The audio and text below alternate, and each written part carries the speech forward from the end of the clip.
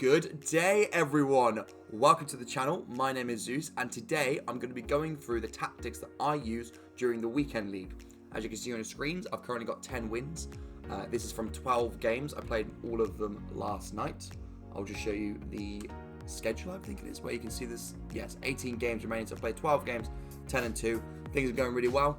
I've been using these tactics for the majority of FIFA, and I've actually been using the formation 4-2-3-1 since FIFA 12. In a lot of my videos that you've seen on my channel, I've been talking about the tactics that I use, and a lot of people were copying the tactics from that video, but I thought it would be a better idea if I made an actual video dedicated to the tactics, so I can point people in the direction of this video in the future if they want to see the tactics more in depth, because these are what I use in pretty much all of my squad builders, as long as I'm playing a 4-2-3-1. So let's get into the team first that I use for these tactics. So this is the weekend league team I've got, if it loads. There you go. So the additions I've added this week are obviously the red Thiago, who's been absolutely incredible for me. Prime Kaká, who's replaced Havertz, and they're really similar players. That's foot birthday Havertz, and he's been absolutely incredible for me. He's got a ridiculous return. 20 goal involvements in 12 games, including the 2 losses where I didn't obviously score a goal. So yeah, the team's been absolutely fantastic. Werner is definitely the weak link. He's as my striker, I really want to get him replaced. Hopefully I can get a Richarlison or a Heung-min Son or something like that from this week, and he can be my new striker. So let's get into the tactics. So we'll start off with the balance attack. The only change I make here is I put my depth up by 1. I put the corners and free kicks down to 2 as opposed to 3. And I obviously put it on pressure and heavy touch. The reason I changed the defensive strategy to pressure and heavy touch a little bit more depth is in that first 5 minutes of the game, I often score or get scored on. And the reason that is because if you just got balanced everything, your team isn't set up in the formation you want, with the instructions you want, and you're not pressing or anything. So it leaves you really vulnerable until your team kind of filters itself into the positions and stuff, which often can be too late if you're going to concede in the first 30 seconds of a game. So I put it on this, so my team is off sharp from the get-go, and I quite often will take the ball off the other team as they're trying to get themselves set and score within the first 2 or 3 minutes by using this pressure and heavy touch. So it's just a little thing, makes a little bit of difference. I don't put any instructions on anybody, it's all the same, that's normal. It's just changing the tactics here. So the attacking one for the 4-2-3-1 is the one that I use predominantly in most of my games, but I also use the defensive version. And I would recommend, even if you're using 4-4-2, 4-2-2-2, 4-1-2-1-2, I would suggest having your defensive and attacking, or your balanced and attacking, as 2 variations of the same formation. That allows you to just be a little bit more flexible in games, because you've got your nuclear option for both defensive and attacking. But in a game, it's very rare that you actually need to use an extreme tactic. It's more often you're losing by 1 goal or you're winning by 1 goal, and you just need to slightly adjust the way your team plays in order to hold on to the lead that you've got.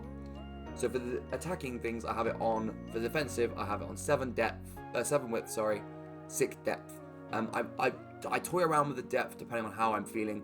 That if I'm feeling better and I feel like my if I feel like my defending is a lot stronger, I'll put it up a bit higher because I really try to pressure people up the pitch.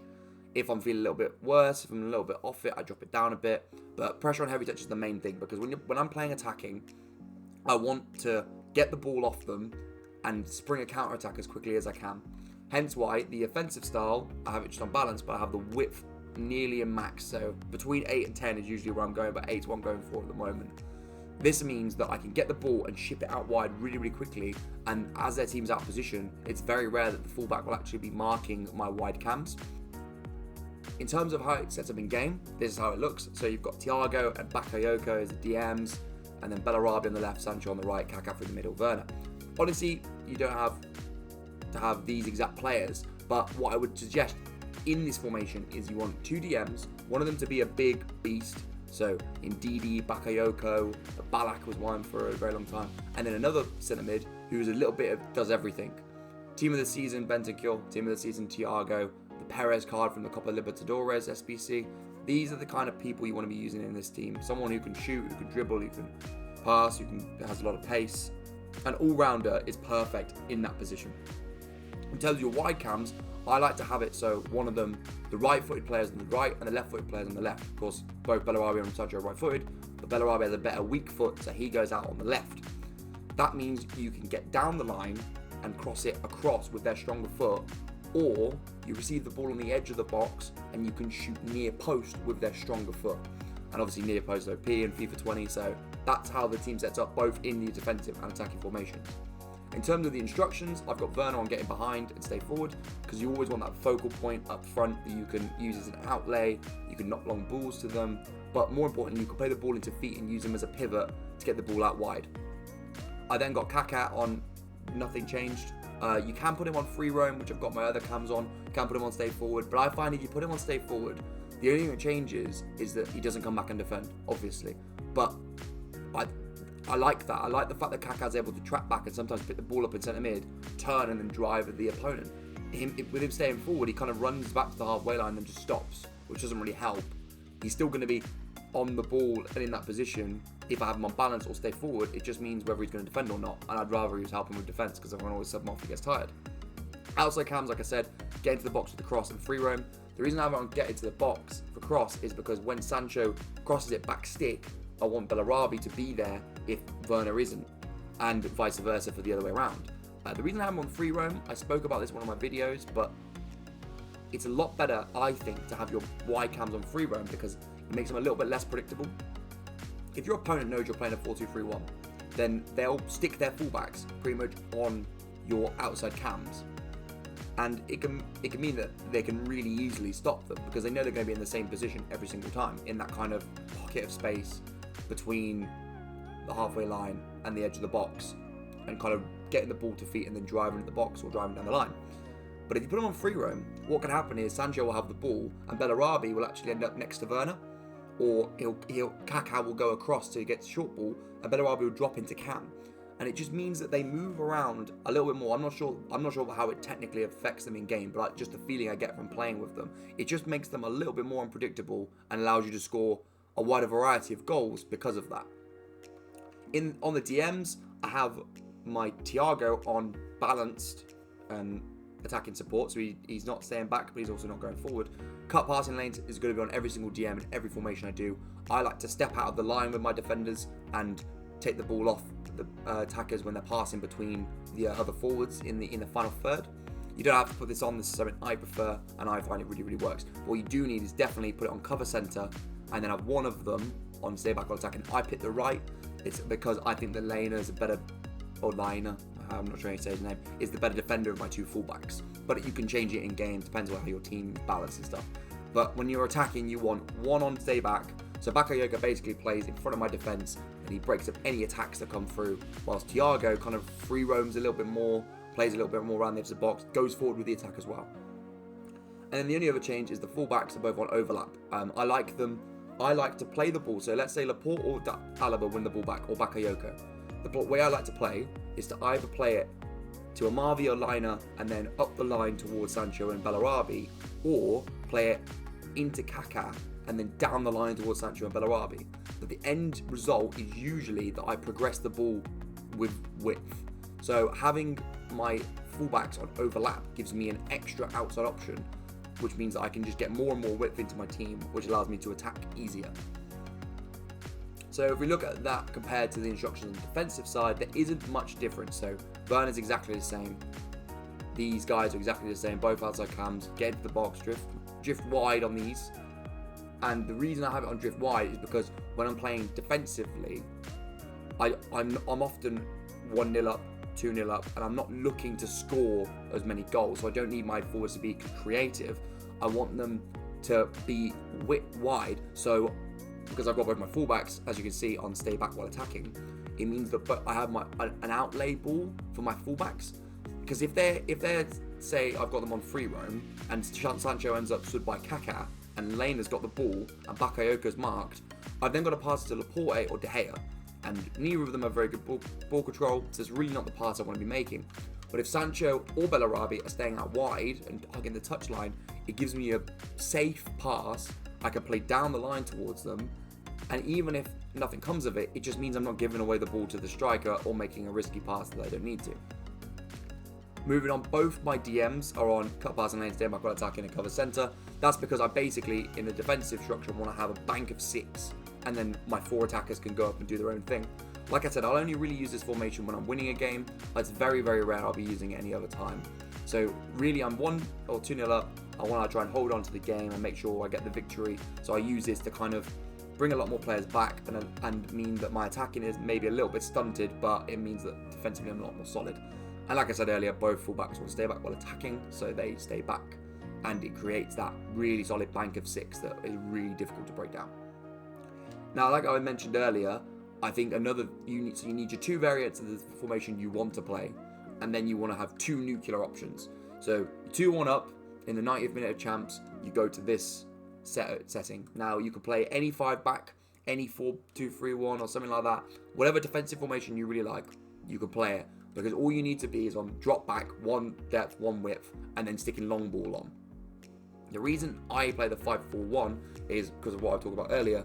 A lot of my outlay balls are wing play. So I'll win it back with one of the midfielders or the defenders. I'll immediately shift it to my fullbacks, who will immediately through ball it down the line.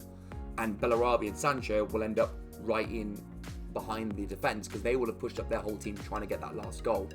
So it means that I can be really defensive. As you can see, all of my players are on stay back while attacking or come back on defense. Those kind of options, but Werner is stay forward and getting behind. So it basically means that defensively, I end up with 10 men behind the ball, apart from Werner, who's up front. But in the counter attack, I play 1 long through ball, and then it'll be the ball carrier, let's say it's Bellarabi, and then Werner in the box, ready to smash in the chance if I can get it to him. So any kind of variant of that style of, because when you get to that point in the game, the enemy team are going to be going full on aggressive, trying to get in your box, trying to get a goal. So you want to be able to defend, but also have the option to extend your lead. You don't want to be just full out defense, because there's no point doing that, because what if they do get a goal? If you can get an insurance goal in the 90th minute, that's it, you definitely won. You don't have to worry anymore. It makes things a little bit less stressful, and it allows you to run the clock down a little bit more if you've got an outlay ball and you can run the ball into the corner, rather than having your whole team sat in your box. So in both those ways, it's really helpful. And then the attacking nuclear option, a lot of people play the 3-4-3 or the 3-4-2-1 or any 3-back formation.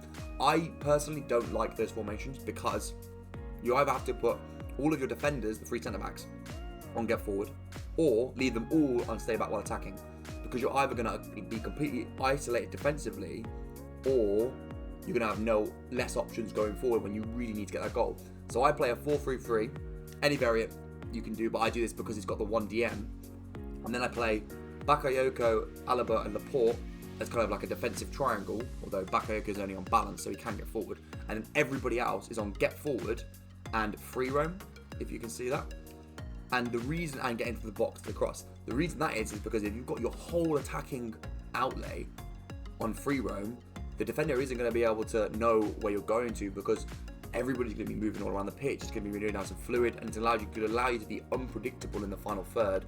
And maybe when they've got 10 men behind the ball, your Werner becomes a false 9, which allows Bellarabi to run it at the back stick, and Sancho can cross it to him.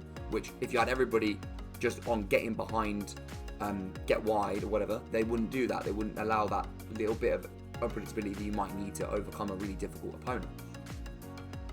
And like I said, the reason I like having this is because only 2 of my centre-backs are staying back, and then Bakayoko is just kind of there as a hybrid role of winning the ball back and going forwards with it. So it really allows you to be really nice and solid, whilst also gung-hoing for that final goal. I put it on constant pressure, 10 depth, 10 width. Reason being, you got to throw the kitchen sink at it. You got to try and get a goal. I put it on fast build-up because it means that when you play a pass, your team get up the pitch faster. If you have it unbalanced, you can play a ball and the rest of your team still kind of meander up the pitch and not very quick to get into the attacking positions. Put it on fast build-up, you play one pass with your winger, he's off. So it just allows you to be a little bit quicker in getting your attackers into the opposition box. But you can leave that on balance, you can put it on long ball, whatever you feel works best for you. But having 10 width and 10 players in the box is obviously key, just to get bodies in there. The reason I don't have corners and free kicks on that is because free kicks I predominantly shoot from anyway, and corners I go to the edge of the box anyway. So if I have everybody in the box, I've got nobody on the edge of the box to go to, so it doesn't really work anyway. So that's the 4 tactics overall, and obviously the balanced one, which I don't particularly count. In terms of how you can apply this to yourselves, I'd say you can use this as a blueprint, but however you play is more important than the way I'm telling you to play. Like I said, I like to defend passing lanes very, very aggressively and make interceptions more than I make tackles. At the end of the game, Laporte and Alaba will be on 4 tackles between them, but I will have made 15 interceptions, and that's the way I've managed to get the ball back that game. If that's not the way you play, if you like to sit back a little bit more, you can still use the same tactics, same instructions, but maybe just tweak them a little bit more to the way you like to play and how you work with the team. So guys, that's the conclusion of my tactics. I hope you enjoyed the video. Please leave a like if it helped you. Let me know in the comments below if you're using similar tactics. If you're not, what kind of tactics are you using? Tell me about them. I'm always interested in hearing what people are using, how they're managing to play the game, because it's super interesting how different people work in different ways on this game. I hope Team of the Season is going well for everybody. I'm currently on 84 packs opened without getting a Team of the Season. I'm now keeping a tally because it's getting a little bit ridiculous. My friends are starting to take the mick a bit, but it's fine. We'll get over it. We'll get a big one, get a Hyungmin Son this week, hopefully. But other than that, guys, I'm going to see you guys later. So have a good day, and bye-bye.